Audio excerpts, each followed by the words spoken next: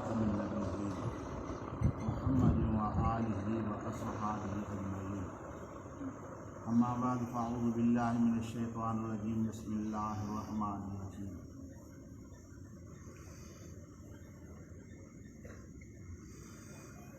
إذ قالت الملائكة يا مريم إن الله يبشرك بكلمة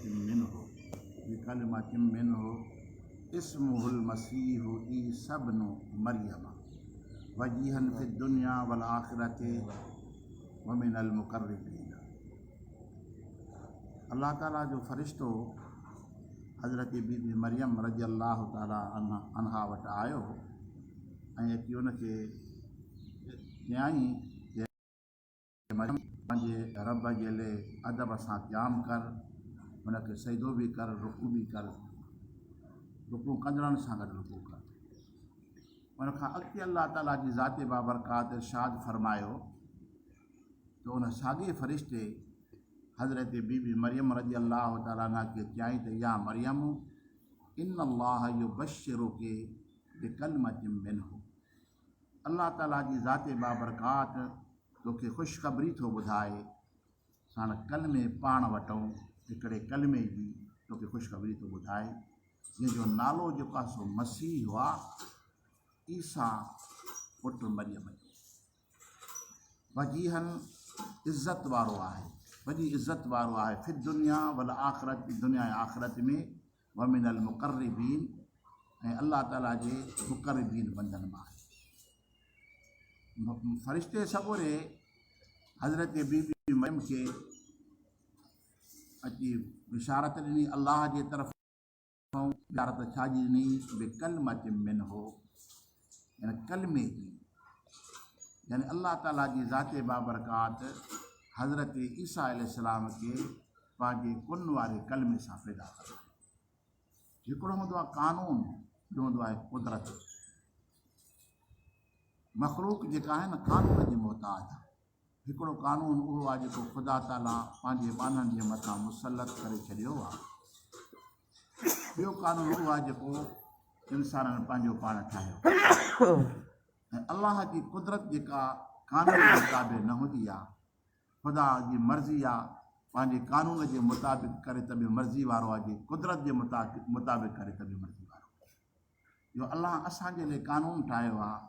ॿार नंढड़ो थी ॼमंदो आहे, उनखां पोइ जवान थींदो आहे, उनखां पोइ कोढ़ो थींदो आहे। यानी असां कानून जा मोहताज आहियूं। कोढ़े थियण खां पोइ इंसानु जवान नथो थी सघे, ख़ुदा उनजे लाइ इहो कानून ठाहे छॾियो। अहिड़ी तरह सां निज़ाम ज़मान जे अंदरि बि अल्लाह ताला कानून ठाहियो आहे त ओभर जे पासे लाइ सिज उभरंदो आहे, ओलह जे लहंदो आहे। अल्लाह ताला जी ज़ाते बाबरकात पंहिंजे कानून खे हलाए थो।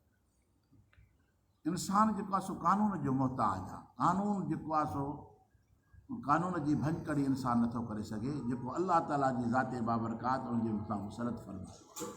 पर अल्लाह ताला जी ज़ाते बाबरकात साहिब कुदरत आहे, उहो कानून जो मोहताज न आहे। हाणे हिन आयत करीमा जे अंदरि अल्लाह ताला जी ज़ाते बाबरकात इरशाद फरमायो त फ़रिश्ते अची बीबी मरियम खे बिशारत ॾिनी त अल्लाह वटि तोखे कलमे जी जेका सो मुबारक हुजई, इस्मुहु मसीह, उनजो नालो जेको आहे सो मसीह। मसीह जी माना आहे मसह करणु, मसह यानी छूहणु, हथु लाहे।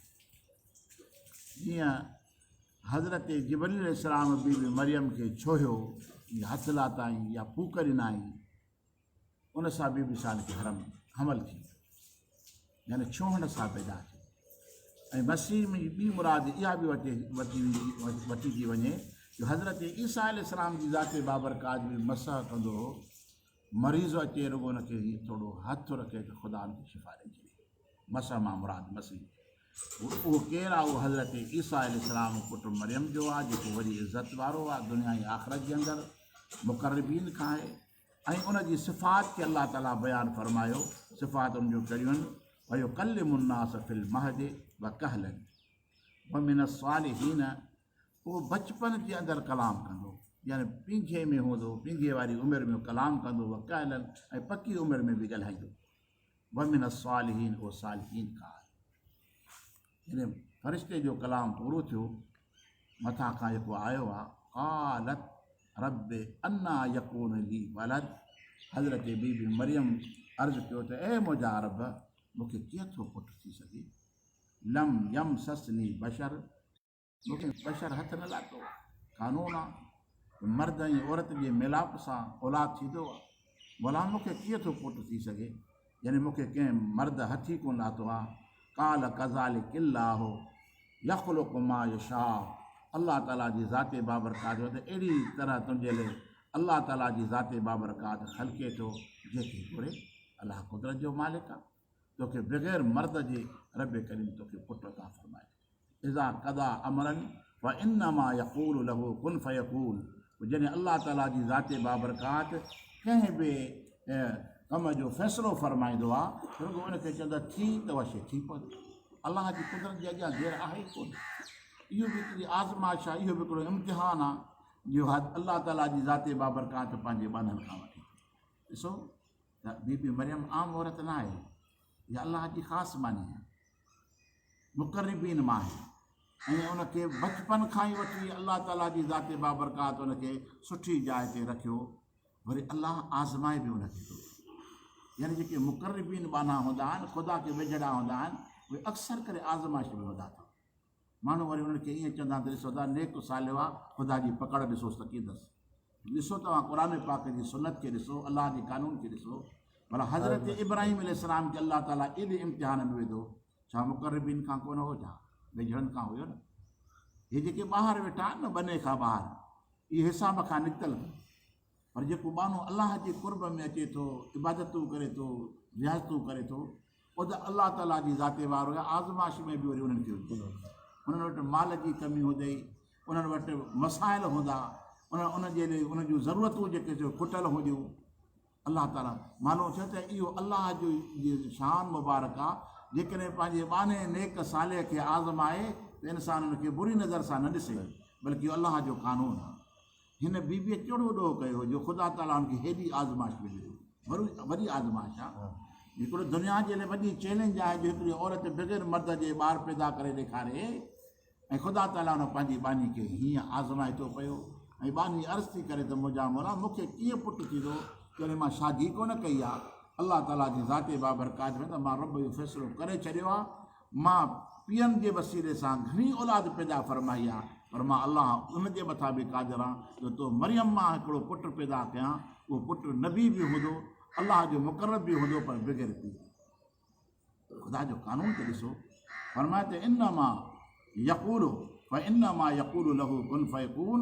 अल्लाह ताला जी ज़ाते बाबरकात फरमाए थो पियो त ख़ुदा बसि जेकॾहिं कंहिं शइ जे मथां फ़ैसिलो फरमाईंदो आहे हुनखे चवंदो कोन थी त शइ थी पवंदी आहे।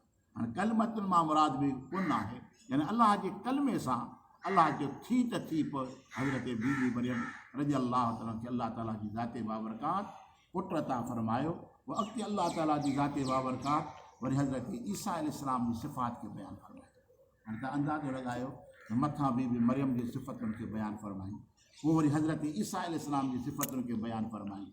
नंढड़ो हूंदो, पीघे में हूंदो, कलाम कंदो, वॾी उमिरि में कलाम कंदो। फरमाए त वयो अल्लिमुहुल किताब वल हिकमत व तौरात वल इंजील।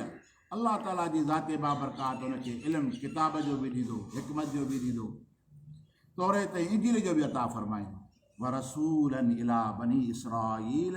अल्लाह ताला जी ज़ाते बाबरकात हुनखे बनी इसराईल जे लाइ रसूल करे मोकिलियो। अल्लाह ताला ख़ासि हिकु क़ौम जो नालो वरितो, ऐं बनी इसराईल आहे।